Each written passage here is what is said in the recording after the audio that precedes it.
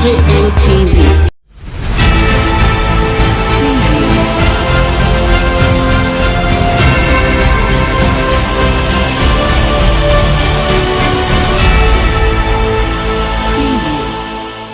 Hey guys, welcome to DJNTV Daily News Update, your WhatsApp channel for everything happening in Nigeria and all over the world. If this is your first time seeing any of our video, please do not forget to like, share and comment on all our videos. Please do take a step further, subscribe to all our channels on Facebook, on YouTube and also on Instagram. Also check us out on our website www.djmtv.news. Let's go straight up into the main news. You don't have the interests of Nigerians at heart because zoning is constitutional, Afegbua tells Atiku. Plus, Osinbajo and NAF should publicly apologize to Otom, says Orewa. Hey guys, this is still DJMTV Daily News Updates. Afegbua Kasim, the former campaign spokesman for the ex-vice president Atiku Abubakar, has slammed his former boss for saying that zoning is unconstitutional. It was earlier reported that Atiku Abubakar, the former vice president of Nigeria, has claimed that the 1999 constitution doesn't recognize zoning as claimed by the Southern Governors Forum and other Southern groups. But Atiku, while speaking with some group asking them to join him in his presidential race, he said that the constitution gives all candidates the chance to contest in the 2023 presidential election, adding that nobody can stop anyone from joining the presidential race. But while responding to Atiku's claim, Afegbua Kasim stated that the former vice president is very ignorant, egocentric and selfish to have said that the 1999 constitution does not support zoning. The People's Democratic Party chieftain stated that zoning is the same thing as federal character, stressing that federal character talks about the political balancing of position and appointment, which zoning also does. Kasim also drummed support for a Southern presidency in 2023, noting that any attempt to deny the region the chance to produce a next president would spell political doom for the country. Therefore advised all the Northern presidential aspirants to bury their ambition and support the South to produce President Muhammadu Buhari's successor. The statement read thus: I have read some aspirants talking about the absence of zoning in Nigeria constitution in order to serve their selfish end and contest the 2023 presidential election against the run of play. They have resorted to making references to the 1999 constitution to support their weak argument against zoning of political offices. It must be stated categorically that zoning means the same thing as federal character, which is expressly captured in the 1999 constitution. The federal character talks about the political balancing of positions and appointments, which is the same thing as zoning. Zoning means divide into or assign to zones, positions and appointments, whether by ways of election or appointment. For those who are declaring that there is no zoning in the constitution, why has it been the practice that each time a candidate emerges from the north, his vice presidential candidate comes from the south and vice versa? The Senate president is also zoned to another geopolitical zone, ditto for the Speaker of the Federal House of Representatives and even the Secretary of the Government of the Federation. If there is no zoning, this position could have been concentrated in one geopolitical zone, but for that, the federal character provision in the Constitution, which is similar to zoning, we have made it a point of duty to observe zoning.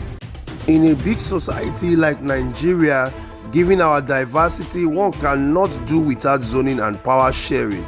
No matter how nepotic the President Muhammadu Buhari presidency is, it has observed the principle of zoning position to create some level of balance. I am aware that President Muhammadu Buhari's style has been skewed in favor of his northern zone. The media owns it as a duty to educate the Nigerians on the advantage of zoning and applying the doctrine of federal character, which has been in place since the independence of Nigeria. It is an attraction we cannot run away from, given our peculiarity, sensibility and equivocation. As a party, if you choose not to zone by way of balancing the algorithms, take all your candidates from a section of the country and let us watch how your political fortunes pan out to be. Those who are reading the constitution upside down or trying it as it were to twist the logic of zoning to suit their bubbles ego are only trying to be clever by half. The fact of the matter is that we do not support their illogic.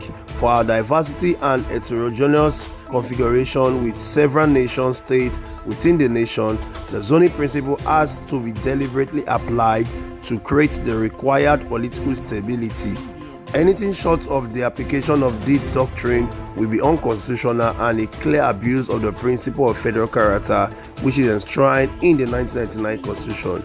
Rather than continue to dwell on the impropriety of turning logic on its head by the political ambition of our brothers from the north, it will make for good judgment for them to bury their ambition and support the southern zone to produce credible candidates for the 2023 general election, he said. This is still DJMTV Daily News Update. If this is the first time or seen any of our video or you're a returning subscriber, please do not forget to like, share and comment on all our videos. Please do follow us on all our social media platforms on Facebook, on YouTube and also on Instagram. Also check us out on our website www.djmtv.news. Let's go back straight up into the main news. On other news, the civil rights advocacy group Human Rights Writers Association of Nigeria has asked the Vice President of Nigeria Yemi Osibanjo and the Nigeria Air Force leadership to publicly apologize to the Governor Samuel Otom of Benue State for denying him access into the naval base during the Vice President's visits to the state.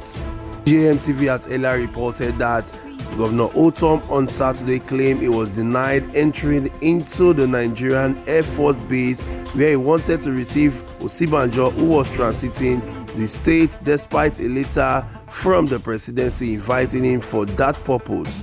But reacting to this development, Emmanuel Onwubiko, the national coordinator of Urewa, made in a statement titled "Otom being member of opposition should not warrant victimization," says Urewa. Described the action of the Nigerian Air Force as opposition victimization. He said stopping an elected governor of the state and chief security officer of that state from the Nigerian Air Force base is an affront to the principle of democracy. Emmanuel Onwubiko said denying Otom, who is a member of the National Economic Council led by the Vice President himself, from such an invited event is hypocritical of the administration of President and his Vice President, who claim to be for everyone and for nobody. It is a known fact that Governor Samuel Otom, a member of the opposition People's Democratic Party, has been very vocal in his criticism against the ruling party or Progressive Congress. The embarrassment mentioned on Governor Samuel Otom can be termed deliberate and an act of persecution for speaking out against the Buhari regime. The event again queries the genuineness of Nigeria's federalism and again call for the need for the states and the region to have control over security agents in their domain. The silence of the Nigerian Air Force and the Vice President Yemi Osibanjo a day after the matter was blown out.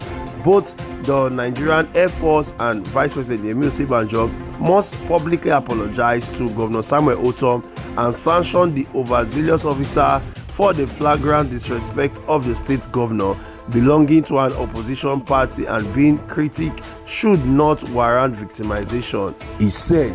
This is still DJMTV Daily News Update. So guys, here we have it. We have seen the Uriwa who has come out to say that what the Nigerian Air Force did to the governor of Benue State in his home state by stopping him from seeing the Vice President and entering the Air Force base is very wrong, and they should apologize to Governor Samuel Otom publicly.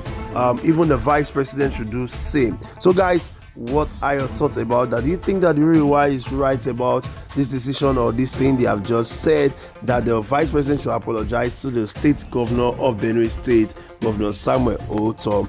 Also, Kazeem Afegbua has come out to say that his boss is being selfish if he says that zoning is not part of the constitution, and he has given more than 2 reasons why zoning is part of the constitution and it is the same thing as federal character and must continue to go on. So guys, What are your thoughts and comments concerning that? You think Atiku is selfish according to what Kasim has said?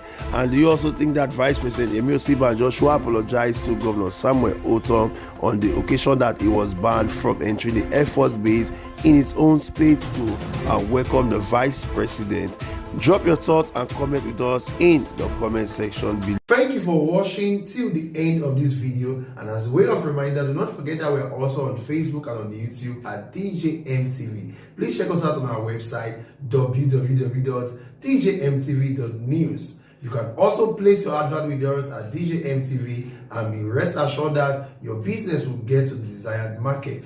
Until I come your way with another exciting edition of DJMTV Daily News, thank you for watching. Yeah.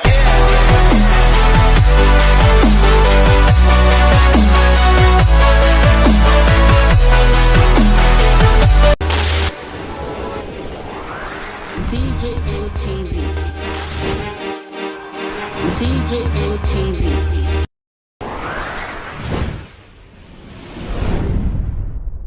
Fulani people don't say no, they don't like us. Welcome to DJMTV. DJMTV. DJMTV. DJMTV. DJMTV. Some of the delegates and ask their questions. DJMTV.